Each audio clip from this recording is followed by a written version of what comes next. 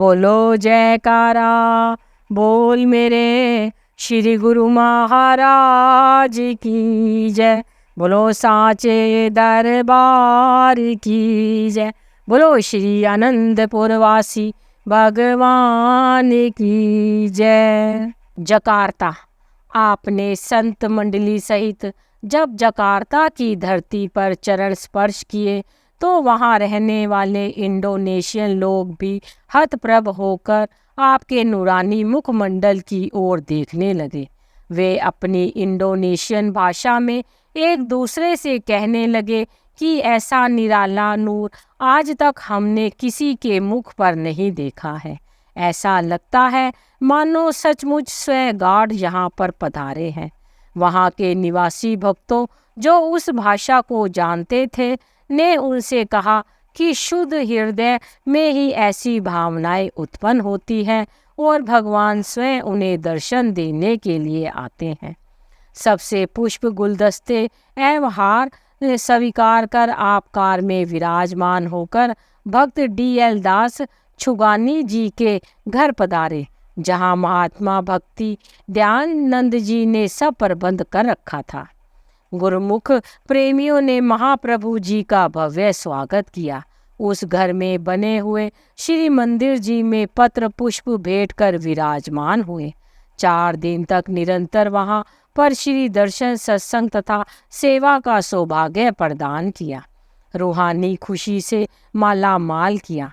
एक दिन आपने अपने पावन वचनों में फरमाया, काकभूषणी जी गरुड़ जी को समझाते हुए ज्ञान भक्ति के विषय में श्री रामचरित्र मानस में कथन करते हैं। चौपाई। राम भक्ति चिंतामणि सुंदर, बसई गरुड़ जाके उरे अंतर। परम प्रकाश रूप दिन राति, नाही कछु चाहिया दिया घृत बाती। मोह दृढ़ निकट नहीं आवा, लोभ बात नहीं ताही बुझावा। प्रबल अविद्या तम मिट जाई, हरई सकल सलभ समुदाय। खल कामादि निकट नहीं जाही, बसई भक्ति जाके उर्माही। प्रभु भक्ति एक सुंदर चिंतामणि के सादृश है। ये गरुड़ जिसके हृदय में बस जाती है, वहाँ दिन रात प्रकाश ही प्रकाश होता है। फिर वहाँ दीपक, घी और बाती की जरूरत नहीं रहती, ना ही वहाँ मोह व निर्धनता का कोई काम है। लोभ की पवन इसकी ज्योति को बुझा नहीं सकती। भक्ति की ज्योति से अज्ञान तिमिर नष्ट हो जाता है। अहंकार आदि पतंगे इसकी ज्योति पर जलकर भस्म हो जाते हैं। काम क्रोध आदि उस हृदय में प्रवेश नहीं कर सकते जिस हृदय में प्रभु भक्ति रूपी चिंतामणि जगमगा उठती है। प्रबल माया से टक्कर लेने के लिए भक्ति ही एक ऐसी शक्तिशाली वस्तु है जिससे जीव माया से छुटकारा पा सकता है।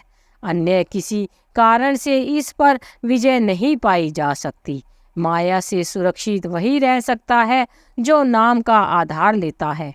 भजनाभ्यास में बैठकर जब सुरती ऊपर ब्रह्मांड देश में पहुंच जाती है, तब ही माया से छुटकारा मिल सकता है।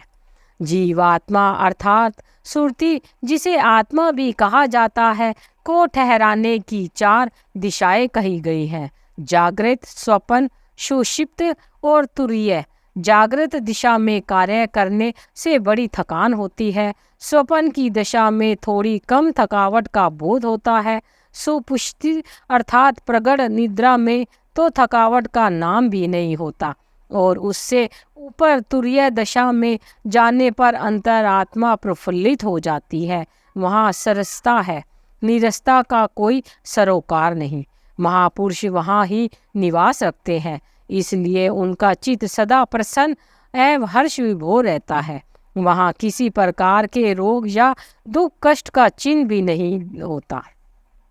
महाप्रभु जी ने उन गूढ़ भेद भरे श्री वचनों को श्रवण कर गुरुमुखों ने गहन शांति और आत्मिक आनंद की अनुभूति की। आपने फरमाया कि जकार्ता या जागरता भक्त जी ने विनय की, स्वामी जी आपने सचमुच ही हमारे हृदयों में नाम की ज्योति जगा दी है। आपके श्री दर्शन और सत्संग प्रवचनों में से इतना रूहानी आनंद और आत्मिक सुख मिला है जो बेमिसाल है, अनमोल है, जिसका मूल्यांकन किया ही नहीं जा सकता। ग्रंथों और संतों की वाणियों में पढ़ा सुना है कि हृदय मंदिर में ज्योति जगती रहती है। आज आपने कृपा करके प्रत्यक्ष उस ज्योति को जगाकर हृदयों में उजाला भर दिया है। पुनः श्री वचन हुए, इसी तरह ही सदा अपने दिल में भक्ति नाम की ज्योति जगाए रखें। महापुरुषों को आप हमेशा ही अंग संग पाएंगे। यहाँ पर कुछ समय पश्चात श्री परमहंस अद्वैत मंदिर की स्थापना होगी। वहाँ पर भी पूर्ण आस्था एवं लगन से सेवा करते हुए अपने जन्म को सफल बना ले। सुराबाया गुरमुख प्रेमियों की विनय पर आप जकार्ता से 2 दिन के लिए सुराबाया में पधारे। यहाँ पर आप भक्त हरुमल जी के घर में ठहरे। यहाँ पर भक्त जी ने विनय की कि महाराज, यहाँ इंडोनेशियन, चाइनीज, मुस्लिम भाषा जानने वाले लोग ही अधिकतर रहते हैं। आप ही कोई चमत्कार करें। यह लोग अपने ही धर्म को अधिक मान्यता देते हैं। इन्हें ना तो हिंदी भाषा समझ आती है और ना ही इंग्लिश। आपने फरमाया, समय पाकर यहाँ पर संस्कारी अधिकारी जिज्ञासु कारोबार करने के लिए आएंगे और आध्यात्मिक लाभ उठाएंगे। जहाँ पर ज्योत जलाई जाती है, अंधेरा स्वतः ही दूर हो जाता है। ऐसी अभिलाषी रूहों के लिए श्री परमहंस अद्वैत मत श्री आनंदपुर का सत्संग प्रचार फलेगा फूलेगा। एक केले के पेड़ से अन्य कई केले जड़ पकड़कर फलते फूलते हैं। आप सब गुरमुख प्रेमी दृढ़ भाव से भक्ति भजन में लीन रहे। ऐसे वातावरण के प्रभाव से स्वयं में ही जिज्ञासु जन इस मार्ग पर चलकर जीवन सार्थक करेंगे। भक्त जी ने नतमस्तक हो श्री चरणों में आघात प्रेम और सेवा भक्ति करने के लिए विनय की। वहाँ पर प्रेमियों को कृतार्थ कर आपने मलेशिया होते हुए 13 सितंबर को मनीला की धरती को पुण्यवती बनाया। मनीला महाप्रभु जी की मनोहारी छवि की झलक पाकर मनीला में रहने वाले प्रेमी गुरमुखों के हृदय बाग बहार हो गए। वे तन बदन की सब सुध बुलाकर प्रेम में मग्न हो झूमने लगे। आप भी उन्हें प्रेम भक्ति के रंग में रंगा हुआ देखकर अति प्रसन्न हुए। आपने 5 दिन तक प्रेमा भक्ति का रंग छिटकाया, पावन वचनों का अमृत पिलाया और दिव्य लीलाओं से सरसाया। एक दिन श्री वचनों की अमृत वृष्टि करते हुए आपने फरमाया, जीव इस संसार में मालिक की भक्ति करके उससे एकाकार होने के लिए आया है। जो मालिक का बन जाता है, दुनिया की सुख संपदा तो क्या, स्वर्गों के सब सुख उसके पास आ जाते हैं। जीव को जब इस प्रकार की शक्ति मिलती है तो वह उस शक्ति से काम लेकर अपने जीवन को सुखमयी बना ले सकता है, लोक पर लोक सवार सकता है। इसलिए नुकसान की बजाय नफ़े का सौदा करके जाओ। गुरुवाणी में भी वर्णन आया है, प्राणी तू आइयाँ लाहा लैणी, लगा किंतु फुड़ फड़कड़े सब मुकदी चली रैणी। कुमुद करे पशु पंखिया, दिसे नाही कालू, ओते सारथी मनुख है, फाथा माया जाली। जीव इस संसार में आया तो लाभ प्राप्त करने के लिए था, मगर काम ऐसा कर रहा है जिससे नुकसान ही नुकसान उठाना पड़ रहा है। जैसे पशु पक्षी काम क्रोध मोह लोभ में फंसे हैं, वैसे ही इनसे भी आपने आपको इनमें जकड़ रखा है। महापुरुष होशियार करते हैं कि इंसान घाटे में ना जाए, बल्कि हकीकत की परख करके अपने आप को ऊपर ले जाए, मालिक की दरगाह की तरफ रुख करे, क्योंकि इसका काम ही यही है। बंदा आमद बराए बंदगी, जिंदगी बेबंदगी शर्मिंदगी। इंसान आया मालिक की भक्ति के लिए है और बगैर बंदगी के मालिक की दरगाह में शर्मिंदगी उठानी पड़ेगी। जैसे कोई परदेश में जाकर अपने काम को भूलकर केवल घूमने फिरने में ही समय को गवा दे तो उसे कोई अक्लमंद नहीं कहेगा। ऐसे ही इंसान भी इस परदेश में आया है अपना काम करने के लिए। जो अपना काम करके जाएगा वही मालिक की दरगाह में सुखरू होकर जाएगा। इसलिए प्रेमियों, संसार के काम धंधे करते हुए चित्त में मालिक का ध्यान बसाओ ताकि यहाँ भी जीवन सुखी हो और मानुष तन का लक्ष्य भी पूरा हो जाए। महापुरुषों का यही मिशन होता है कि जो जीव उनके संपर्क में आ गए हैं वे चेत जाएंगे, होशियार हो जाएंगे, अपने काम में लग जाएंगे, मालिक की भक्ति कमाकर अपनी जीवात्मा का कल्याण कर ले। इन सार गर्भित वचनों को श्रवण कर गुरुमुखों के अंतर्मानस में आध्यात्मिक ज्ञान की ज्योति जगमगाने लगी। सुरती मायावी समानों एवं मिथ्या रस भोगों से हटकर महाप्रभु जी के चरणों से जुड़ने लगी।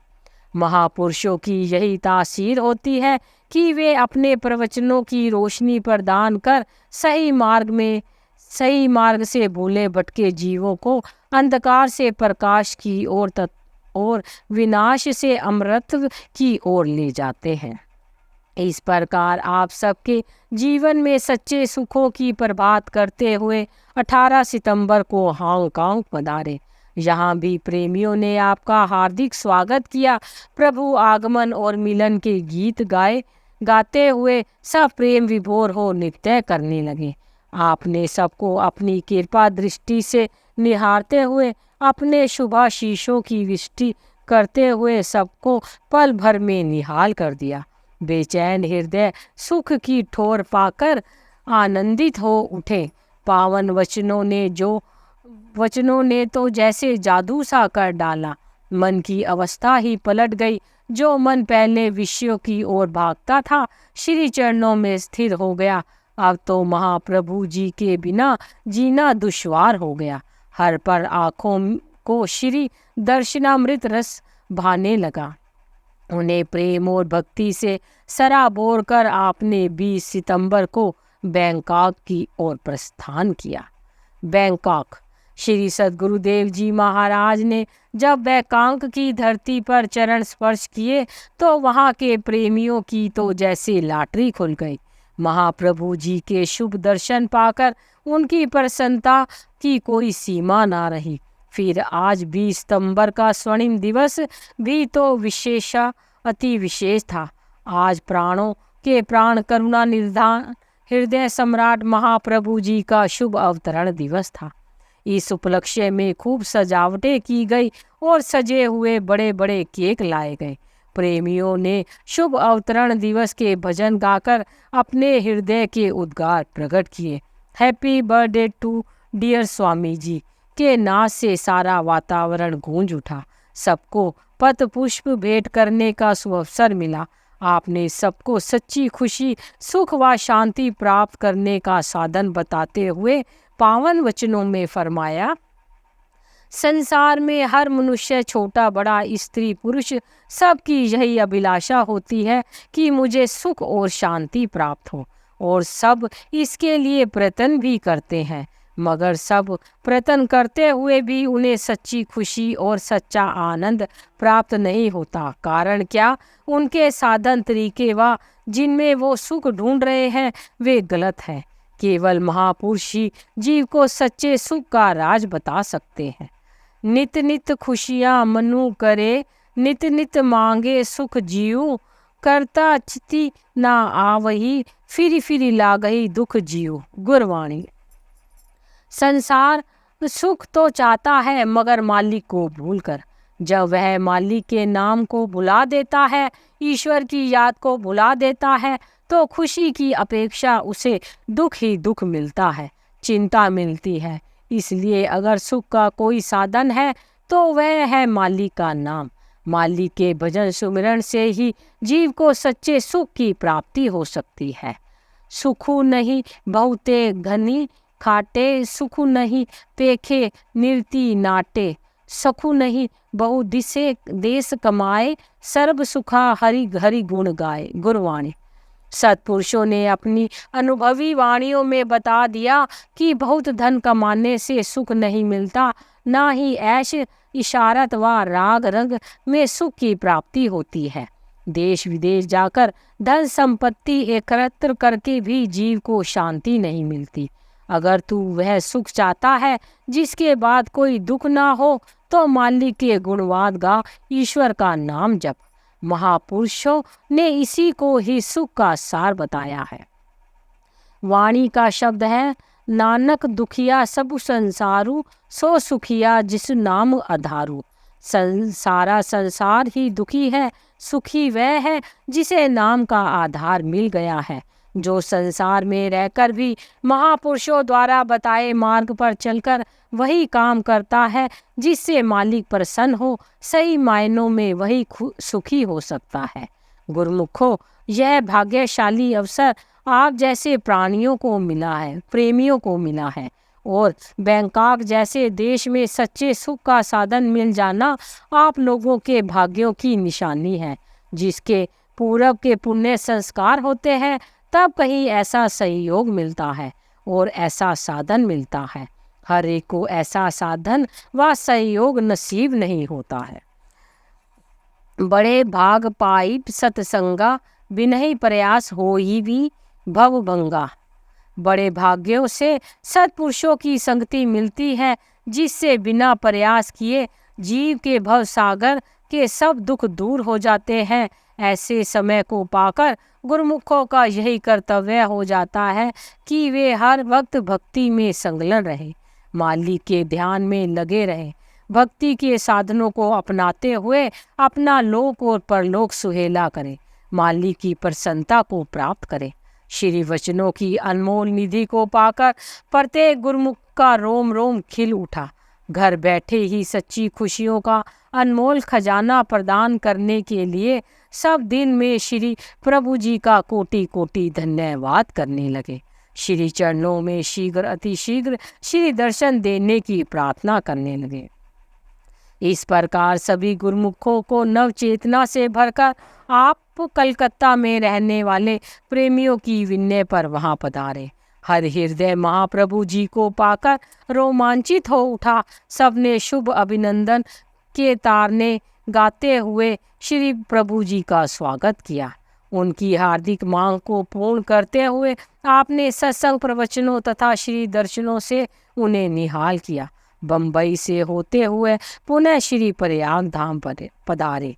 श्री प्रयाग धाम की फिजा में आई रौनक बहार है, संग अपने हैं खुशियाँ लाई, देखो सच्ची सरकार है। बोलो जयकारा, बोल मेरे श्री गुरु महाराज की जय।